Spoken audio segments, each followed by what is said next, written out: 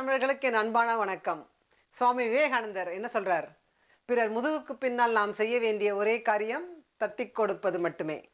நீண்ட தூரம் ஓடி வந்தால் அதிக தூரம் தாண்ட முடியும்.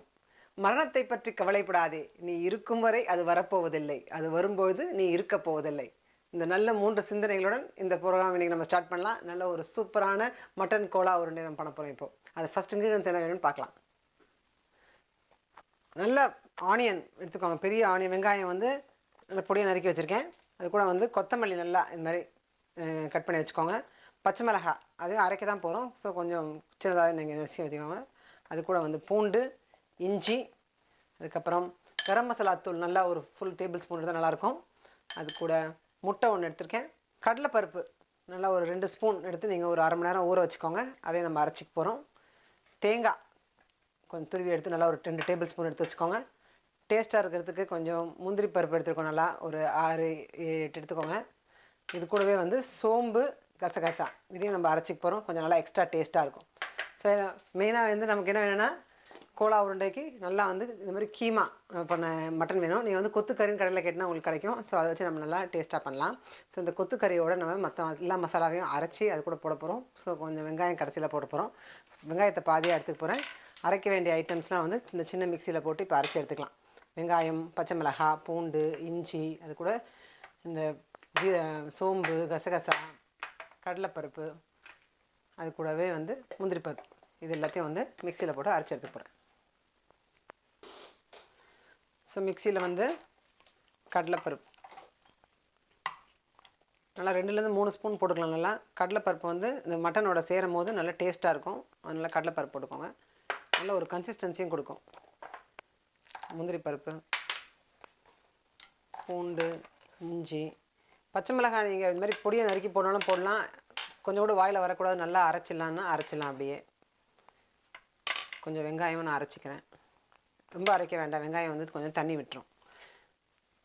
இது கூடவே வந்து நம்ம தேங்காவையும் போட்டுக்கலாம்.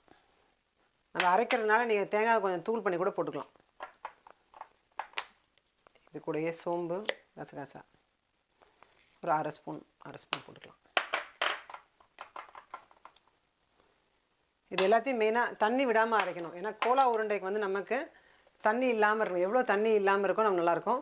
ஸோ நம்ம இதை பண்ணிக்கோன்னா வந்துட்டு நீங்கள் வாங்கிட்டு வந்து நேசாக நீங்கள் ஒரு ஸ்டீல் மெஷ்லேயும் போட்டு இந்த மாதிரி ஒரு வடிகட்டி நல்ல வடிகட்டியில் போட்டு நீங்கள் இது லேசாக மேலே தண்ணி ஊற்றி கழுவி எடுத்துக்கலாம். கொஞ்சமாக மேக்ஸிமம் தண்ணி வடிகட்டிட்டு எடுத்துக்கோங்க. இதை இதுலேயும் நான் வந்து தண்ணி இல்லாமல் போட போகிறேன். அரைச்சிக்கலாம் ஃபஸ்ட்டு. ஸோ இந்த மாதிரி நம்ம நல்லா அரைச்சி எடுத்துருக்கோம். இப்போது இதை அந்த பவுலில் போட்டுக்கலாம். நல்லா ஒரு சட்னி மாதிரி இருக்குது பாருங்கள். எப்பவுமே நம்ம வந்து கோலா உருண்டை பண்ணும்போது கூட எக்ஸ்ட்ராவாக நீங்கள் வந்து பிரெட் க்ரம்ஸ் அது மாதிரி எதாவது வச்சுக்கலாம். ஒருவேளை உங்களுக்கு உருண்டைகள் வந்து உடஞ்சி போகிற மாதிரி இருந்ததுன்னா நீங்கள் அதை கொஞ்சம் ஆட் பண்ணிங்கன்னா அதில் வந்து எக்ஸ்ட்ரா மாய்ஸ்சர் எடுக்கும். அப்படி இல்லைன்னா கொஞ்ச நேரம் நீங்கள் ஃப்ரிட்ஜில் வச்சுட்டு கூட நீங்கள் பண்ணலாம். இப்போ வந்து நான் டேரெக்டாக தான் பண்ண போகிறேன். அதனால் தண்ணியே போடாமல் ரொம்ப கம்மியாக போட்டு பண்ணுறேன். அப்போ தான் வந்து கோலா உருண்டை நல்லா ஒன்றா வரும்.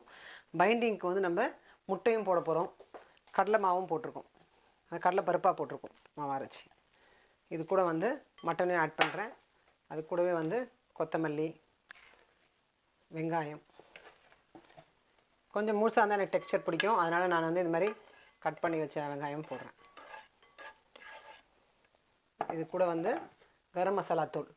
ஏன்னா இதில் வந்து பட்டை, லவங்கம் அதெல்லாம் வந்து நல்ல ஒரு வாசனையும் டேஸ்ட்டும் கொடுக்கும். அதையும் போட்டுக்கோங்க. உப்பு, மஞ்சள் தூள்னும் எக்ஸ்ட்ரா வேணால் போட்டுக்கோங்க. கொஞ்சம் நல்லா ஸ்மெல்லாம் எடுக்கிறதுக்கு. இப்போ வந்து இது கூட வந்துட்டு முட்டையும் போட போகிறேன் நான் இப்போ. ஸோ எல்லாத்துக்கூடையும் நல்லா மஞ்சள் தூள், கரம் மசாலா தூள், அது கூட வந்து ஒரு முட்டை ஃபுல்லாக எல்லாத்தையும் நல்லா போட்டாச்சு. ஒன்றா சேர்த்து பிசைங்க. மஞ்சள் தூள் வந்து நல்லா இந்த ஸ்மெல்லாம் எடுக்கும். இது மாதிரி நான்வெஜ் பண்ணும்போது நம்ம போட்டுக்கலாம். இது எல்லாத்தையும் ஒன்றா திக்காக பிசைஞ்சிட்டு நம்ம வந்து எண்ணெயில் நல்லா பொரிச்சு எடுக்க போகிறோம். இதில் மெயினாக நம்ம தண்ணி கலக்கக்கூடாது. அதனால் முதல்ல வந்து எக் ஒயிட் மட்டும் போட்டு பாருங்கள். தண்ணி ஓகேனா நீங்கள் வந்து மொத்தமாக ஃபுல் எக்கையும் போட்டுக்கோங்க. இல்லைன்னா வந்து எக் வந்து கொஞ்சம் தண்ணி ஆக்கிடும் நமக்கு. இப்போ வந்து எனக்கு நல்லா கரெக்ட் கன்சிஸ்டன்சியாக இருக்குது. நான் ஃபுல் எக்கும் தான் போட்டிருக்கேன். இதை வந்து நம்ம எடுத்து இப்படி நல்லா கையில் பார்த்து உங்களுக்கு எந்த சைஸில் உருண்டை வேணுமோ நல்லா இந்த மாதிரி பிடிக்க முடியுதான்னு பார்த்து பிடிச்சி வச்சுக்கோங்க. நல்லா இது நம்ம நல்லா டீப் ஃப்ரை பண்ண போகிறோம். நல்லா வெந்துடும் அப்போது. ஸோ நம்ம வந்து டீப் ஃப்ரை பண்ண போகிறோம்னா நான் வந்து கடாய் வச்சு அதில் வந்து எண்ணெய் ஊற்றிருக்கேன். எண்ணெய் காயிற டைமில் வந்து நம்ம இந்த உருண்டைகள்லாம் பிடிச்சி வச்சிடலாம். ஸோ நம்ம இப்போ தான் வந்து பருப்பு உருண்டை பார்த்தோம். அந்த வீடியோ பார்த்துருப்பீங்க. இது வந்து கோலா உருண்டை வந்து நல்லா இன்னும் கொஞ்சம் டைட்டாகவே நல்லா பிடிக்கலாம். இந்த மாதிரி அழகாக ஷேப்பாக பண்ணி ரெடியாக வச்சிடலாம் நம்ம. இது வந்து நல்ல ஒரு ஸ்நாக்காகவும் இருக்கும். சாப்பாட்டுக்கு வந்து சைட் டிஷ்ஷாகவும் இருக்கும். பசங்களுக்கு கொடுக்குறதா இருந்தால் நீங்கள் வெறும் சும்மா கொஞ்சம் கெச்சப் வச்சு அது மாதிரி ஒரு ஸ்நாக் மாதிரி இல்லை பார்ட்டி போது நம்ம எதாவது கொடுக்கலாம். மெயினாக வந்து நீங்கள் இப்போ ரம்ஜான் வரப்போகுது. ஸோ ரம்ஜானுக்கும் வந்து நீங்கள் நல்லா ட்ரை பண்ணலாம். நல்ல ஒரு டிஷ்ஷாக இருக்கும். சூப்பர் டிஷ்ஷாக இருக்கும். ஏன்னா மட்டன் வந்து ரொம்ப டேஸ்ட்டாக இருக்கும். மட்டன் கூட கடலை மாவு போட்டு நல்லா நம்ம அதை பொரிச்சு எடுக்கும்போது வந்து நல்லா செம்மையாக டேஸ்ட்டாக இருக்கும். சீக்கிரமாக இதை ட்ரை பண்ணுங்கள். நான் வந்து இப்போ எல்லா உருண்டையும் பண்ண போகிறேன் இதே மாதிரி.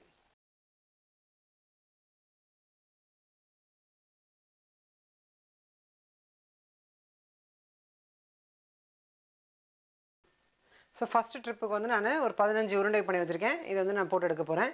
மிச்சம் பார்த்திங்கன்னா வந்து இன்னும் ஒரு 15 பண்ணுற அளவுக்கு இருக்குது. நான் இன்றைக்கி வந்து மொத்தம் வந்து ஒரு 1/2 கிலோ மட்டன் எடுத்திருக்கேன். அது கூட 2 டேபிள் ஸ்பூன் வந்து கடலைப்பருப்பு போட்டிருக்கேன். அதனால் ஒரு 3 ஸ்பூன் போட்டுக்கலாம் நல்லா. இப்போ வந்து எண்ணெய் வந்து ரொம்ப காய விடக்கூடாது. கொஞ்சம் மீடியமாக இருக்கும்போதே போடணும். அப்போ தான் நல்லா வந்து உருண்டைகள் உள்ளே வேகும். ஸோ ஓரளவுக்கு நல்லா காஞ்சிருச்சு. இப்போ வந்து உருண்டைகள் போடலாம். ஸோ கிட்ட போய் வந்து மெதுவாக ஒன்று ஒன்றா போடுங்க. எப்பவுமே எண்ணெயில் வந்து ரொம்ப தூக்கி போடக்கூடாது, தெரிக்கும். ஸோ எவ்வளோ கிட்ட முடியுமோ அவ்வளோ கிட்ட போட்டு மெதுவாக போய் போடணும்.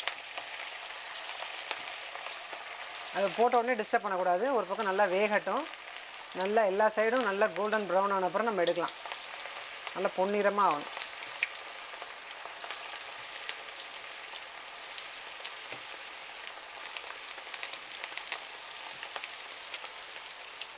ஸோ சைடில் வந்து நம்ம ஒரு தட்டு எடுத்து ஒரு டிஷ்யூ பேப்பர் போட்டு ரெடி பண்ணி வச்சுக்கலாம். இப்போ பார்த்தீங்கன்னாவே தெரியுது நமக்கு அடியில் வந்து கொஞ்சம் நல்லா ப்ரௌன் ஆகுது. ஸோ அதெல்லாம் திருப்பி விடலாங்க. நம்ம எல்லாமே மேல் பக்கமும் நல்லா வேகட்டும். மெதுவாக ஒன்று ஒன்று இடிக்காமல் நல்லா திருப்பி விடணும்.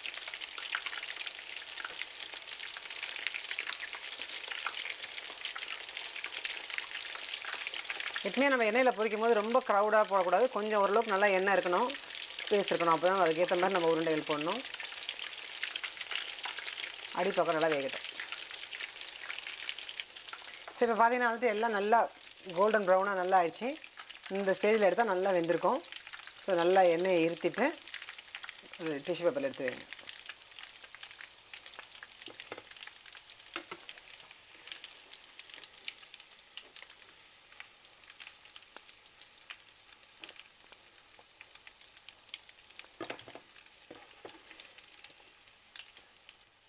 ஸோ அந்த மட்டன் வேகிற டைமில் நல்லா அந்த ஆனியன் வந்து நல்லா ஒரு டார்க் கலர் தான் வரும். ஆனால் நல்லா டேஸ்ட்டாக இருக்கும். ஸோ அது மாதிரி நல்லா பொரிச்சு எடுங்க. இப்போது ஃபஸ்ட் ஸ்டெப் நம்ம எல்லாத்தையும் எடுத்துட்டோம். மிச்சம் இருந்த உருண்டைகள் வந்து கரெக்டாக இன்னொரு 15 வந்திருக்கு. ஸோ நான் அதையும் பண்ணி வச்சுருக்கேன். இப்போ வந்து அதை போட்டு எடுக்க போகிறேன். நல்லா கிட்ட போய் போடணும். இதையும் அதே மாதிரி பொரிச்சு எடுத்துடலாம்.